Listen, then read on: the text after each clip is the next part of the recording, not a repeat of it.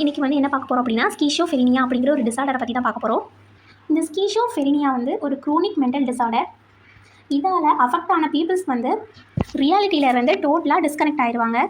தென் இந்த டிசார்டர் வந்து அந்த பீப்புள்ஸோட திங்கிங், ஃபீலிங்ஸ் அண்ட் பிஹேவியர்ஸை வந்து அஃபெக்ட் பண்ணும். தென் இதுக்கு வந்து லாங் டைம் ட்ரீட்மெண்ட் வந்து தேவை. இது எதெல்லாம் காஸ் பண்ணும் இந்த டிசார்டர்னு பார்க்கலாம். ஃபஸ்ட் வந்து ஜெனடிக்கல் ஃபேக்டர். ஃபேமிலியில் யாருக்காவது இருந்துச்சுன்னா அப்சல்யூட்லி அவங்களுக்கும் அந்த டிசார்டர் வந்து வரலாம்.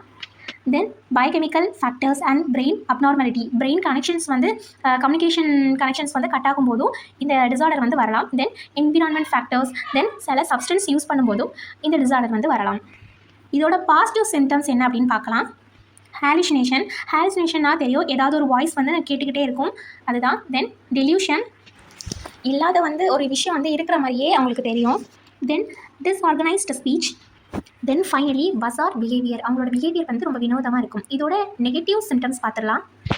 ஆப்பத்தி, lack of emotions and poor social functioning, anhedonia. இதெல்லாமே வந்து அவங்களோட நெகட்டிவ் சிம்டம்ஸ். அதாவது ஒரு அக்கறை இல்லாமல் இருக்கிறது, தென் அவங்களோட எமோஷன்ஸை வந்து லாக் பண்ணி வைக்கிறது, தென் சோஷியலில் வந்து அதாவது அதிகமாக மக்கள் கூட வந்து இன்ட்ராக்ட் ஆகாமல் இருக்கிறது, தென் அவங்களோட ஹாப்பினஸை வந்து என்ஜாய் பண்ணாமல் இருக்கிறது எல்லாமே இதோட நெகட்டிவ் சிம்டம்ஸ் தான்.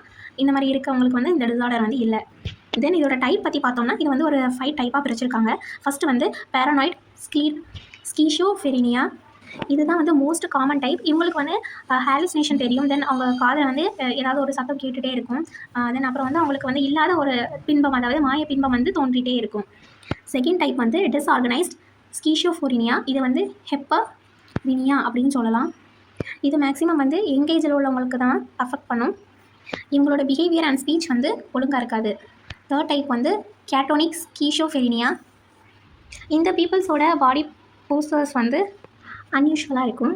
இந்த பர்சன்ஸோட பாடி போஸ்டர் வந்து அன்யூஷுவலாக இருக்கும். அதாவது அவங்களால எழுத முடியாது, சில நேரம் உட்கார முடியாது, அப்படி அப்நார்மலாக இருக்கும். அவங்களோட ஸ்பீக்கிங் வந்து அப்நார்மலாக இருக்கும்.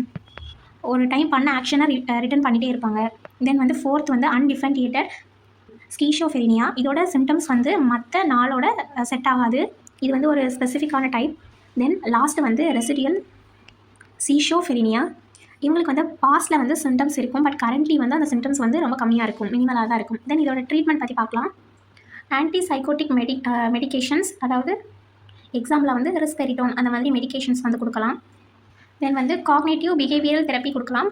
இந்த தெரப்பி கொடுக்கும்போது அந்த பீப்புள்ஸ் வந்து தேவையில்லாத சிந்தனைகள், ஃபீலிங்ஸ், பிஹேவியர்ஸை வந்து கண்டுபிடிச்சி கம்மி பண்ண முடியும். Then family therapy, psycho education, social skills training, vocational rehabilitation. இந்த வீடியோ உங்களுக்கு யூஸ்ஃபுல்லாக இருக்கும்னு நினைக்கிறேன். தேங்க்யூ. சப்ஸ்கிரைப்.